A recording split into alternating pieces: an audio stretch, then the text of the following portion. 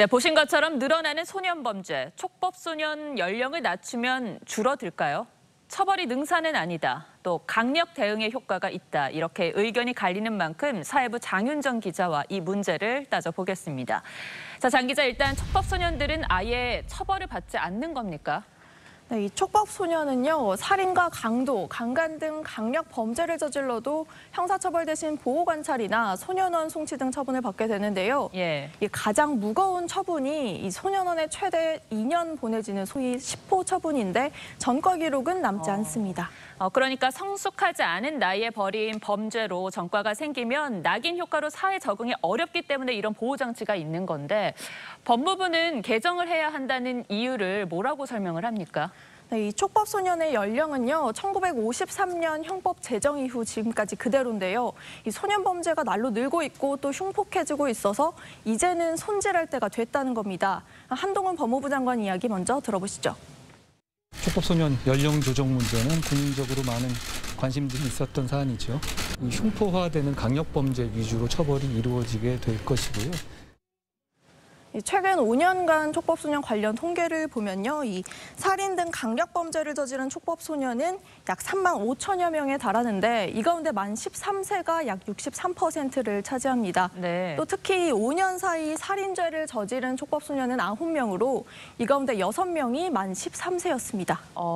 만 13세의 범죄율이 다소 높은 편이군요. 촉법소년 연령을 낮추면 처벌받는 청소년이 얼마나 늘어날까요? 네, 저희가 이 촉법소년 기준을 낮출 경우에 형사처벌 대상이 얼마나 느는지 한번 추정을 해봤는데요.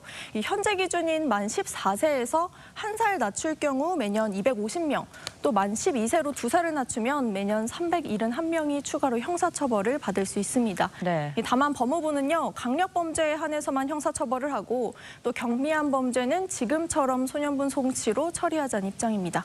해외는 촉법소년 연령 기준이 어떻게 됩니까?